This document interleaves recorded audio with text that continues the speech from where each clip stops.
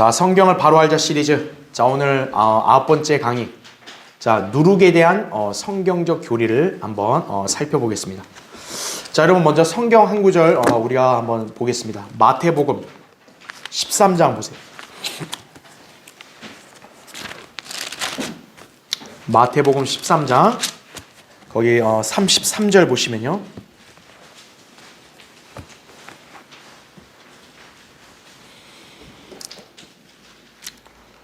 자, 마태복음 13장 33절에 주께서 그들에게 또 다른 비유를 말씀하시기를, 천국은 어떤 여인이 가져다가 가루 섬 아래 숨겨 넣어 전체를 부풀게 한 누룩 같으니라고 하시더라, 이렇게 말씀하고 있습니다. 오늘날 대부분의 교회들에서는 이 성경에 나오는 누룩을 굉장히 긍정적으로 해석을 합니다. 감리교회 혹시 이제 생활을 오래 해오신 분들은 이 구절을 주로 어떻게 해석을 했냐면, 이게 누룩을 이제 복음이라고 해석을 하죠, 복음. 예. 그리고 여기에는 여자를 교회로 해석을 합니다. 자, 그래서 마치 누룩이 퍼지듯이 교회가 전 세계에 복음을 확산시키게 되고, 그 결과 천국, 그러니까 이 사람들은 이제 천국과 하나님 나라를 구분을 못하니까 천국이 확장된다고 가르치는 것이에요. 그러니까 여기에 가루 섬 아래 전체를 부풀게 한다, 누룩이, 그렇죠? 그러니까 가루 섬알밖에 안 되는데 전체를 막 부풀게 해요. 누룩이 들어가니까 그런 거죠. 그러니까 이거를 복음으로 해석을 하는 거예요. 그러니까 세상에다가 어떻게 하냐면은 이제 가루가 세상인 거예요. 세상에다가 이제 누룩, 복음을 넣으면 확산된다. 하나님의 나라가 확장된다. 이렇게 이 구절을 해석을 하는 거예요, 일반 교회들은요. 그래서 그들은 마치 뭐냐면 기독교가 세상을 복음화시키는 거에 대한 근거로 이 구절을 사용하는 거예요. 이것이 소위 후천년주의자들의 전형적인 발상이라는 거죠. 하지만 만약에 그들의 의견이 옳다 그러면 성경을 통틀어 볼 때 누룩이 긍정적이어야 될 거 아니겠어요? 그렇죠. 하나님은 그러면 누룩을 항상 적극적으로 권장하셔야 될 거 아니겠어요? 누룩이 좋은 거면. 근데 놀랍게도 성경을 통해 보면 누룩은요, 결코 긍정적 의미로 쓰인 적이 없어요. 그럼 뭐냐 이거예요. 이 사람들은 복음이라고 해서 그걸 좋게 해석을 하는데 성경에서는 누룩을 다 금지하고 있어요. 율법에서는 누룩을 넘는 것을 금지했고요. 신약에서도 또한 이 누룩을 조심하고 심지어는 누룩을 제거하라고 말씀하기도 해요. 아니, 복음을 제거하라면 그게 말이 안 되잖아요. 따라서 우리는 누룩에 대한 이 성경적 용례와 의미 등을 살펴봄으로써 현 교계의 잘못된 교리와 발상을 분별할 수 있어야 합니다. 그래서 오늘 이 시간에 자, 우리가 누룩이 어떤 용례로 쓰였고 또 이게 성경적으로 어떤 의미를 갖고 있고, 그래서 우리는 그런 일반 교회들이 주장하는 교리들이 잘못됐다, 이것을 우리가 바르게 분별할 수 있어야겠습니다. 자, 그래서 첫 번째 보시면, 자, 누룩에 대한 일단 성경적 용례부터 보겠습니다. 자, 1번 구약적인 관점으로 볼게요. 자, 구약의 율법에는 제사를 드리죠. 음식 제사를 드릴 때 하나님께서는 그 음식에다가 누룩은 절대로 넣지 말라고 강력하게 경고하십니다. 그러면 음식 제사뿐만 아니라 율법 이전에 사람들이 어떤 손님에게 음식을 접대할 때 그때도 누룩을 넣지 않은 과자를 대접을 합니다. 자, 한번 볼게요. 1번 보세요. 첫 번째, 빵을 만들 때 그것을 부풀게 하며 맛있게 하기 위해서 누룩을 넣는데 성경에서는 누룩 없는 빵을 인정하고 있다라는 거죠. 창세기 19장 3절에 이제 롯이 여기서 이제 천사들을 대접한단 말이에요. 그렇죠? 그들을 대접할 때 누룩 없는 빵을 구웠다 그랬어요. 자, 누룩을 넣으면 원래 이제 맛있어지거든요. 그럼 원래 손님 접대 잘하려면, 맛있게 하려면 누룩 넣는 게 정상인데 유독 천사들을 대접할 때 누룩을 넣지 않고 빵을 구워서 줬다는 거죠. 누룩을 넣지 않고 빵을 하면 어떻게 되냐면 부풀지 않고 그냥 이렇게 얇고 맛이 없어요, 누룩 안 넣으면. 근데 오히려 그렇게 대접했다는 거죠. 또 재판강기 6장 19절에 기드온이 이렇게 음식 제사를 드릴 때 주의 천사 앞에 드린 거죠. 그때 가루 한 에바로 누룩 없는 빵을 만들었다고 또 그렇게 기록이 되어 있습니다. 기드온이 주의 천사 앞에 제사 드릴 때도 누룩 없는 빵을 드린 거예요. 만약 누룩이 좋은 의미면 이 사람들은 잘못한 거 아니겠어요? 그렇죠. 자, 이걸 통해 볼 때 성경에서 누룩 없는 빵을 이렇게 드리는 것을 이렇게 인정하는구나 알 수 있는 거죠. 그럼 2번 보세요. 자, 율법에서는 그럼 어떻게 명시가 되어 있냐? 제사를 드릴 때 반드시 음식에는 누룩을 넣지 말 것을 이렇게 명령하고 있습니다. 출애굽기 34장 25절 이렇게 나오죠. 자, 이것을 통해 하나님께서는 누룩에 대해서 부정적인 관점을 지니셨음을 알 수 있다라는 거죠. 출애굽기 12장 20절에는 너희는 누룩이 있는 것은 아무것도 먹지 말고 너희의 모든 처소에서 누룩 없는 빵만을 먹을지니라 이렇게 말씀합니다. 이게 언제 배경이냐면 6월절 때. 6월절은 굉장히 중요한 명절 아니에요. 이스라엘 백성에게. 그렇죠? 그들을 이집트의 종살이에서 구속한 그런 위대한 날인데 그 날을 대대적으로 기념하는 6월절 때 빵을 먹을 때는 절대로 누룩 없는 빵만을 먹으라고 말씀하고 있습니다. 예. 그래서 6월절 다음 날인 무교절 때도 어때요? 누룩 없는 빵만을 먹으라고 말합니다. 이게 영적인 의미로 어떤 걸 가리키냐면 6월절은 어린 양의 피의 속죄 아니에요. 그렇죠? 그렇죠. 그 다음 날 무교절은 뭡니까? 그 어린 양의 피로 구속받은 성도들의 거룩한 삶을 예표하는 거죠. 무교절은. 그러니까 어린 양의 피로 속죄받은 성도는 그 성결한 삶을 살아야 될 거 아니에요. 그거를 상징할 때 어떻게 하는 거예요? 어린 양의 피의 피뿌림, 그 다음에 누룩 없는 빵으로 그렇게 대변되고 있다는 거죠. 그러니까 누룩 없는 빵이 성도의 거룩한 행실과 연관이 있는 거예요. 예. 그렇기 때문에 누룩은 긍정적인 게 아니라는 거죠. 자, 그러면 거기 3번 보세요. 하나님께 드리는 제사에 그러면 이제 누룩이 들어가면 무슨 문제가 생기냐? 자, 제물은 꾸밈 없는 순수한 상태가 유지가 돼야겠죠. 근데 누룩이 들어가면 어떻게 되게요? 그 제물이 변형이 생기죠. 막 부풀어 오르면서 변형이 생기잖아요. 순수한 상태를 파괴하는 거죠. 그 다음 그뿐만 아니라 누룩의 특징은 불로 태워지질 않아요. 하나님께 바쳐지는 제사의 특징이 뭡니까? 하나님께서 불로 그 제사를 태울 때 그 향기를 맡으셔서 하나님이 받으시는 거 아니에요. 그러니까 제물은 불로 태워져야 되는데 누룩은 불로 안 태워진다는 거예요.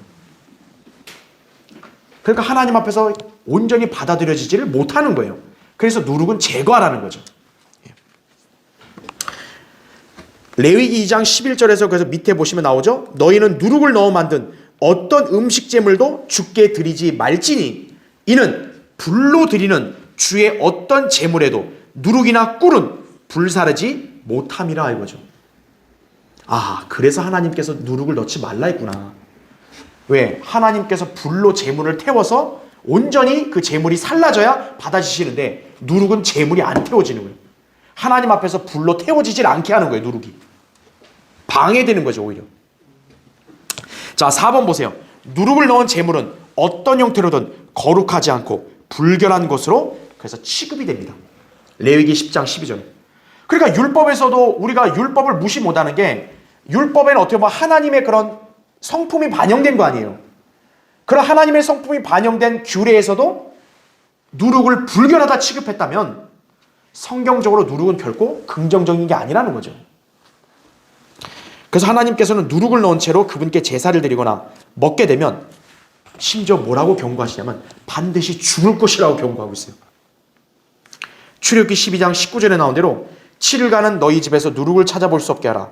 누룩이 있는 것을 먹는 자는 누구든지 타국인이든지 그 땅에서 태어난 자든지 그 혼이 이스라엘 회중에서 끊어지리라 이렇게 경고까지 하시는 거예요. 예.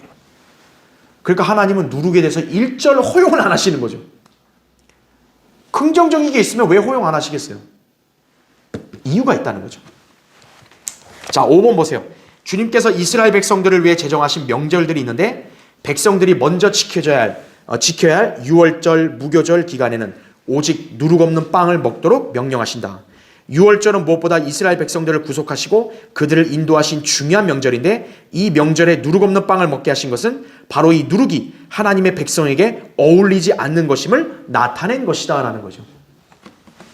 하나님 백성에게 어울리지 않으니까 너희가 나의 백성으로 구속받은 그 날을 기념하는 날에 누룩 넣은 빵 먹지 말라 이거죠. 그러니까 구속받은 성도에게는 누룩이 안 어울리는 거예요. 이게 구약적인 관점이라는 거죠. 자, 그러면 이제 2번 신약적인 관점, 두 번째 볼게요. 신약적인 관점, 누룩이 뭐냐 이거죠. 누룩은 결론적으로 말씀드리면 거짓교리 혹은 죄를 상징한다 보시면 되는 거예요. 첫 번째 보세요. 1번 예수님께서는 일찍이 이 누룩에 대해서 조심할 것을 제자들에게 경고해 주셨다라는 거죠. 그때 예수께서 그들에게 말씀하시기를 바리새인들과 사두개인들의 누룩을 조심하고 주의하고 조심하라고 하시니. 자, 이 말씀을 하니까 제자들이 어떻게 이해했냐면, 아이고 우리가 빵을 안 챙겨서 그런가 보다. 먹는 빵으로 이해한 거예요. 이 앞에 어떤 사건이 있었냐면, 예수님께서 그 빵 5덩이와 물고기 2마리로 5,000명을 먹이시고 12광주를 남겼어요. 그래서 제자들에게 그 12광주를 남긴 걸 잘 챙겨라 그랬거든요. 근데 제자들이 이제 이동하다가 그걸 깜빡하고 놓친 거예요.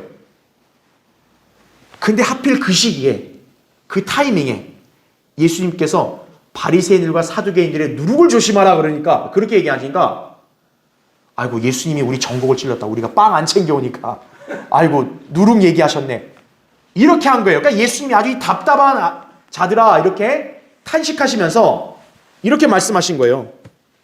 내가 너희들에게 빵을 안 가져온 걸 말한 게 아니라 바리새인들과 사두개인들의 누룩을 조심하라 한 걸 이해를 못하냐, 이렇게 다시 한번 말씀하신 거예요.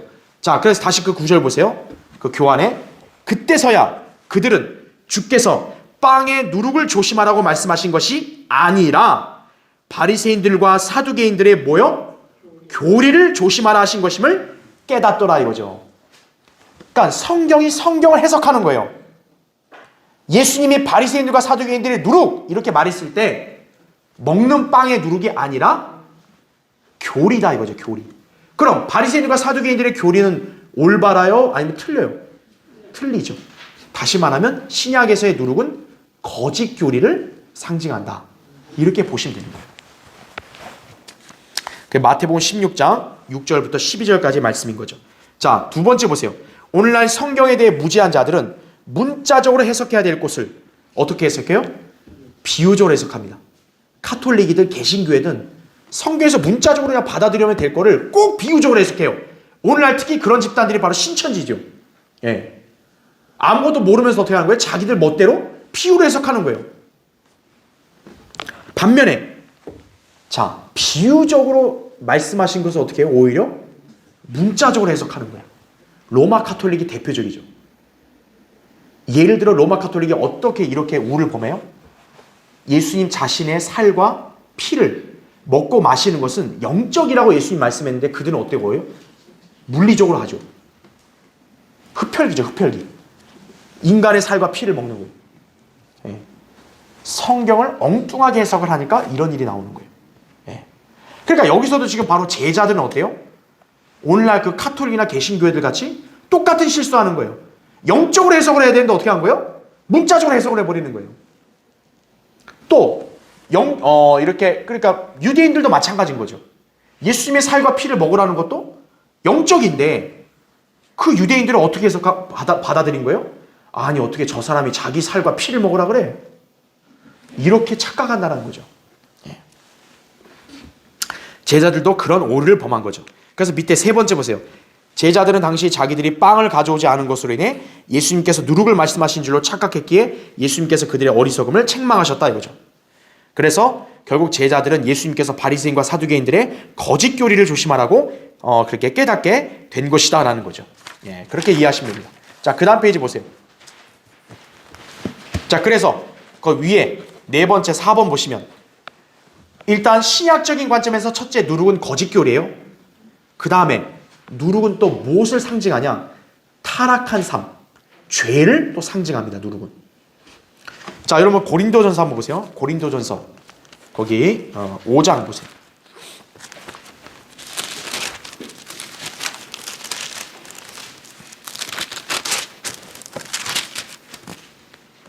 자, 고린도전서 5장 거기 6절부터 제가 8절을 볼게요.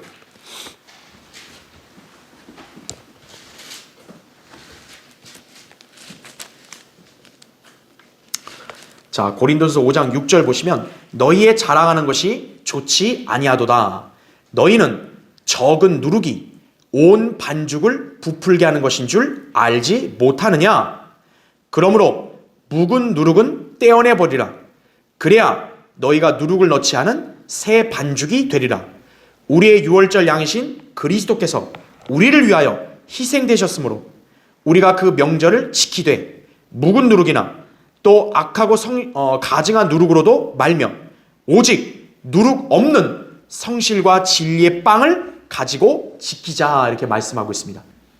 지금 이 앞에 문맥이 뭐냐면 고린도 교회 안에 근친상간 죄를 지은 사람이 있는데 교회에서 그런 죄를 지은 사람을 그냥 그대로 그냥 용납하고 가만히 놔두는 거예요. 그러니까 바울이 그런 자를 쫓아내라고 말하면서 바로 어떤 걸 말씀하냐? 누룩을 말한 거예요. 그 회중들 안에서 그 한 사람은 뭐 작아 보이니까 그냥 그 죄진 그 사람 그냥 가만 놔둬도 뭐 큰 문제 없지 않냐? 그렇게 착각을 한 거죠, 고린도 교인들이. 그러니까 바울이 뭐라고 얘기한 거예요? 적은 누룩이 온 반죽을 부풀게 한다는 거죠. 그리스도의 몸된 교회 안에 바로 그런 작은 죄 하나도 그냥 놔둬버리면 어떻게 되는 거예요? 그 죄 하나가 몸 전체를 오염시킨다는 거죠. 그래서 지역교회 안에서 어때요? 성경적으로 심각하게 경고한 죄를 그래서 회개하지 않은 채로 그냥 그 죄에 연루돼서 있는 사람이 있다. 그러면 그걸 제거해야 되는 거예요. 그렇지 않으면 어떻게 됩니까? 마치 암 환자와 똑같은 거예요. 여러분 처음부터 암이 갑자기 전체가 생기나요? 아니죠. 암도 조그만한 그 암세포가 어때요? 그걸 방치하니까 어떻게 되는 거예요? 계속 암이 번지는 거죠.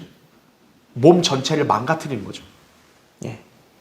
그래서 묵은 누룩을 떼어내 버리라 이거죠. 그래야 누룩을 넣지 않은 새 반죽, 아주 정결한 빵이 된다는 거죠. 그리스도의 몸, 바로 그것이 정결하게 된다는 거죠. 그래서 여기 8절에 나온 대로 우리가 그 명절을 지키되라고 했을 때 구약의 유대인들에게는 유월절을 말하는 거지만 신약 교회에게는 이 명절이 뭐냐? 주의 만찬을 말하는 거예요. 그래서 우리는 주의 만찬할 때 어때요? 빵과 포도주 마실 때 빵을 우리는 누룩을 넣지 않고 그냥 구우죠. 그래서 우리는 굉장히 얇고 맛이 없잖아요. 누룩을 넣지 않으니까. 근데 일반 개신교회들은 어떻게 해요? 누룩을 넣은 빵, 그것도 떡을 갖다 주죠. 이렇게. 예. 자기들이 쓰는 성경은 또 떡이라 돼 있으니까.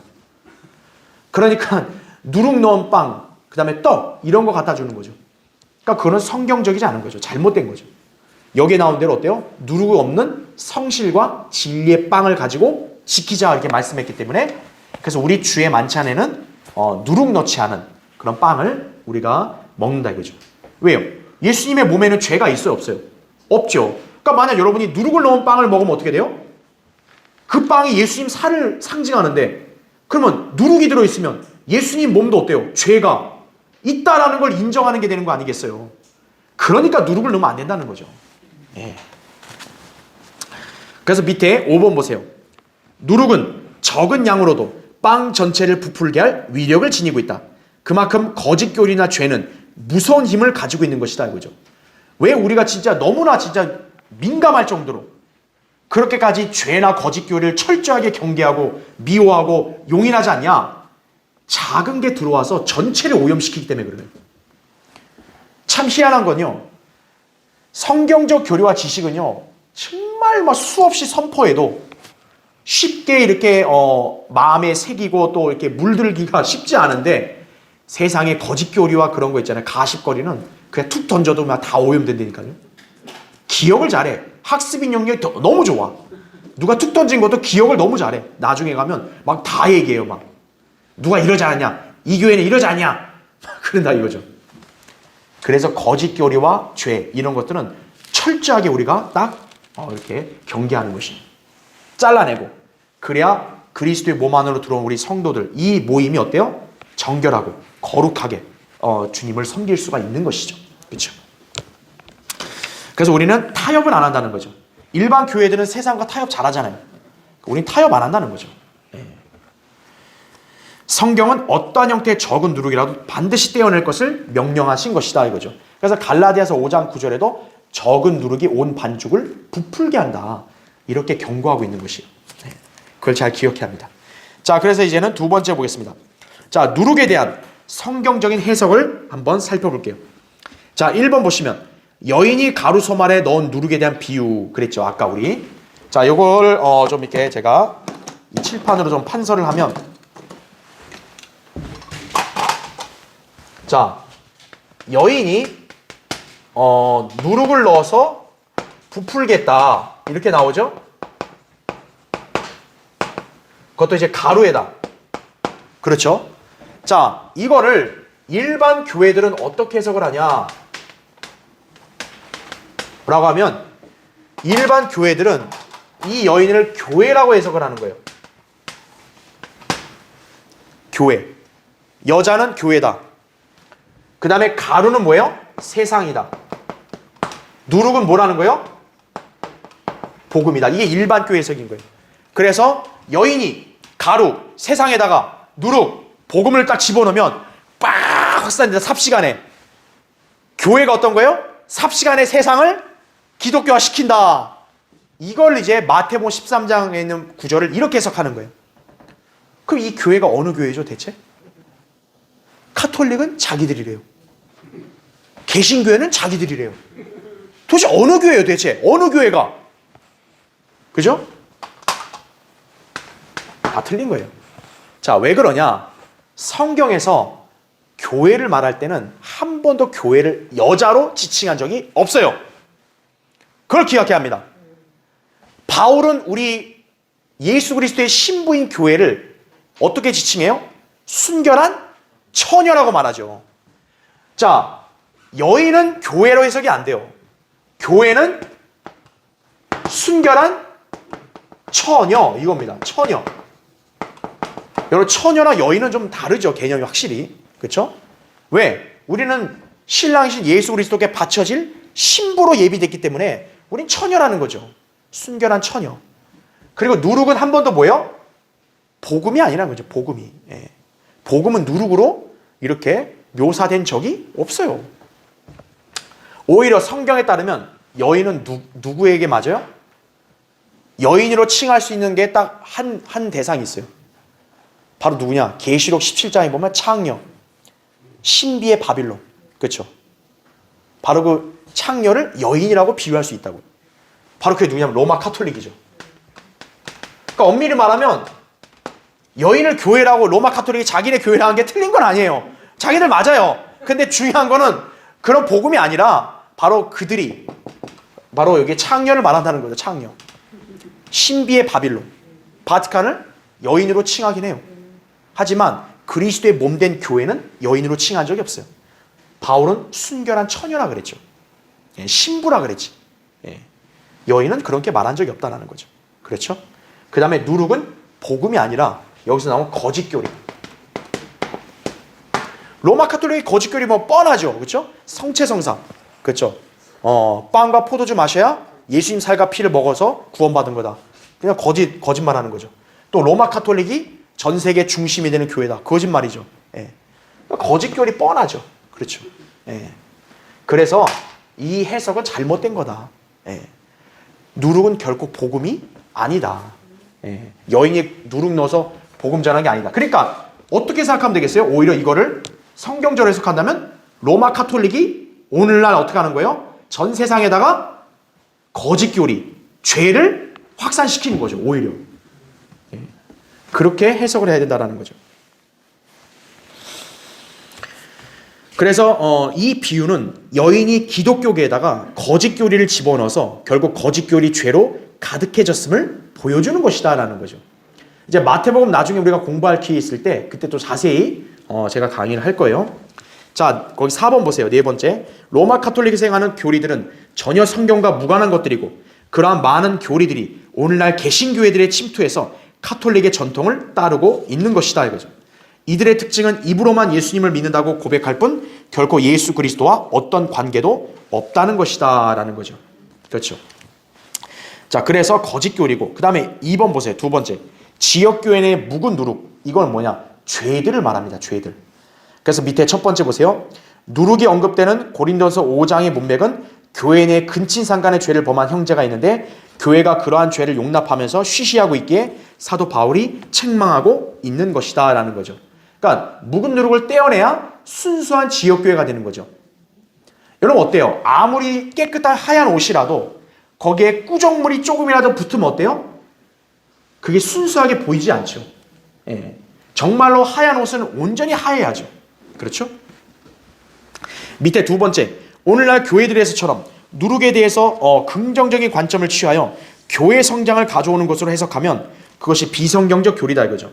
적은 누룩의 위력이 온 반죽을 부풀게 하듯이 지극히 작다고 여기는 죄들, 거짓 교리에 물들어 버리면 교회의 순수성을 파괴시킬 수 있는 것을 경고한 것이다 라는 거죠. 그래서 여러분에게 제가 늘 항상 이렇게 늘 주의를 당부하는 것이 여러분이 성경적 교리와 지식을 확실하게 정립시키고 영적으로 온전히 무장된 그런 상태가 아닌 상황에서 거짓 교리의 설교나 강의를 여러분 들으시면 안 되는 거예요.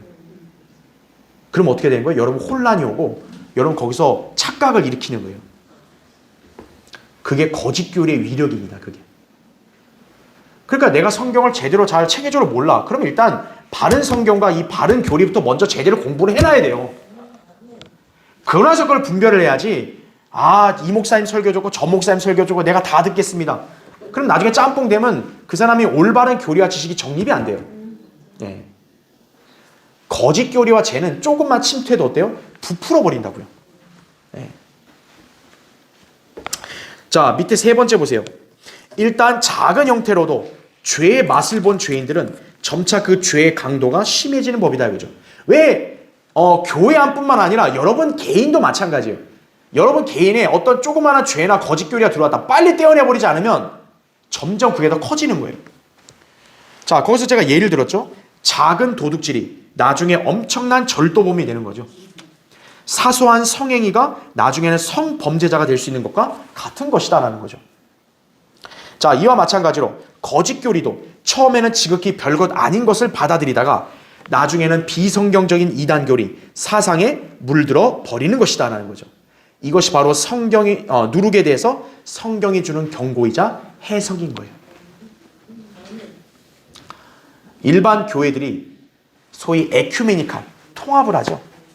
막 여러 이상한 비성경적 단체랑 딱 연합을 하죠. 가입하죠. 그럼 어떻게 되는 거예요? 그 순간 누룩이 들어간 거예요. 그냥 바로 오염돼버린 거예요. 그냥. 예. 아무리 자기가 아무 이상 없는 사람이라도 코로나 환자랑 같이 접촉하면 어떻게 되는 거예요? 감염되는 거죠. 그렇죠. 쉽게 생각하세요. 아무 이상 없는 사람이 코로나 환자에 코로나 없애요? 아니면 아무 이상 없는 사람이 코로나에 감염돼요? 감염되죠. 그걸 그렇게 이해하시면 되는 거예요. 예. 그래서 그런 걸 다 떼버려야 된다 이거죠. 네, 그렇죠? 자, 결론적으로 구약의 제사 중에서 다른 어떤 곳에서는 누룩을 넣지 말라고 하지만 자, 유일하게 누룩이 사용되는 곳이 딱 하나 있어요. 언제냐면 오순절 때 흔드는 빵에는 누룩을 넣어요. 레위기 23장 17절 보면 오순절 절기에는 하나님께서 그 흔드는 빵 두 덩어리에다가 누룩을 넣으라 그럽니다. 유일하게 성경에서 누룩이 허용된 게 딱 그 하나예요. 그럼 왜 그런 줄 아세요? 자, 오순절은 교회를 상징하죠. 교회와 연관된 절기죠. 흔드는 빵 두 덩어리. 왜 빵 두 덩어리예요? 교회 안에는 유대인과 이방인이 있는 거죠. 그럼 왜 누룩을 넣는 거예요? 하나님께서 상징적으로 가르쳐 주신 거예요. 바로 교회 안에는 어때요? 누룩이 있을 수 있는 거예요. 그게 어떤 누룩이냐? 거듭났을지라도 구원받은 그리스도인이라 할지라도 어때요? 영적으로 어리면 또 거룩한 삶을 살지 못해서 죄에 연루된 삶을 살게 되죠. 그렇죠. 또 그리스도 안에서는 올바른 진리를 깨닫지 못한 사람은 어떻게 돼요? 거짓 교리를 그대로 가지고 있죠. 그렇기 때문에 하나님께서 그걸 상징적으로 보여주시는 거예요. 오순절 절기에 흔드는 빵 두 덩어리에는 누룩을 넣으라 했던 거는 바로 오늘날 그리스도의 몸인 교회 안에도 어떤 거예요? 아직도 육신적인 그리고 또 죄와 연루된 그런 그리스도인도 있고 또 아직도 거짓 교리에 또 흔들리고 휘둘리는 사람들도 있다라는 것을 암시적으로 보여주는 거예요. 그래서 오순절 제사 때는 하나님께서 유일하게 누룩을 넣으라고 하신 거예요. 그 외에는 다른 어떤 곳에도 누룩을 넣으라는 말씀은 없어요. 넣지 말라 그래요. 그러니까 여러분은 그 차이를 잘 분별하셔야 되는 거예요. 아하, 오순절 때 왜 빵에다 누룩을 넣으라 했냐? 교회 안에도 어때요? 죄에 연루된 삶을 사는 사람들이 있기 때문에. 그래서 누룩이 있다라는 거죠. 자, 그러면 우리가 어떻게 해야 됩니까? 우리가 누룩에 대한 성경적 교리를 잘 숙지했다면 여러분 각자나 또 이 교회 안에 묵은 누룩이 없도록 항상 하나님 말씀에 따른 정결하고 거룩한 삶을 늘 영위해야 되는 것이에요.